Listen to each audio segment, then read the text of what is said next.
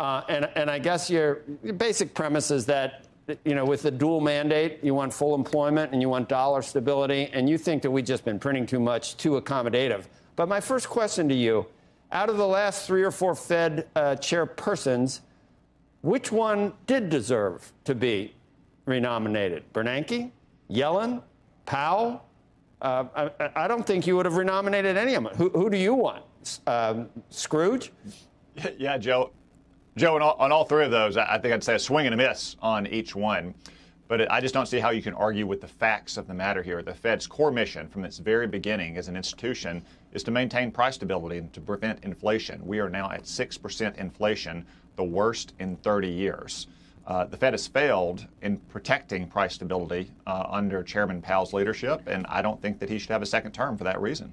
Well, you can imagine that, no Fed chairman decides on what what kind of hand they're going to be dealt. So we went through the financial crisis, then we went through the pandemic. We'd like dollar stability, but it is a dual mandate.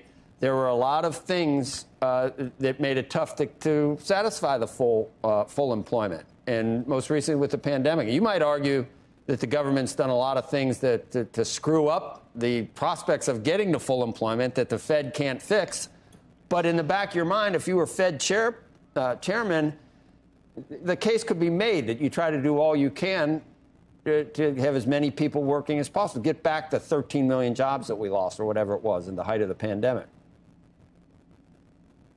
Well, Joe, you're right that the Fed has that dual mandate, but we are very rapidly approaching full employment. We're at 4.6 unemployment in this country right now, yet we're at 6% inflation. Some of this goes back to before the pandemic last spring, that Chairman Powell continued the radical so-called emergency policies that had been continued for a decade after the financial crisis emergency had ended. That means they didn't have any tools left in their arsenal beyond even more extreme government intervention when the pandemic hit last spring. To give you a sense of perspective, even at the height of the financial crisis, the Fed's balance sheet was only $2 trillion.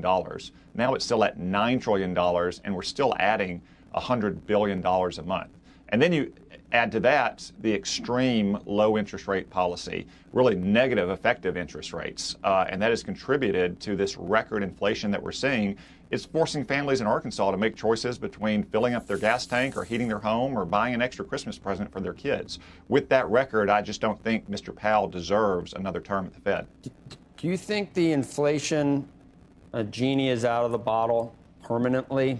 And do you think it's going to be as big a drag on everything as the last time that we all recall, or some of us recall, when we had 21% prime rate and a misery index of, I don't know what it was, like 23, 24%. You think we're headed back there, or is there still something that can be done? Is it supply chain that when that ameliorates, maybe it'll get better? Well, I hope not, because inflation at those levels can be destructive. They can be destructive of entire societies. They can certainly destroy family budgets when families are struggling to make ends meet. But what we do know is that we're at 6% inflation right now.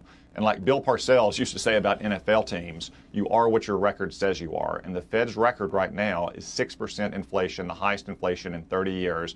That does not warrant another term for Mr. Powell.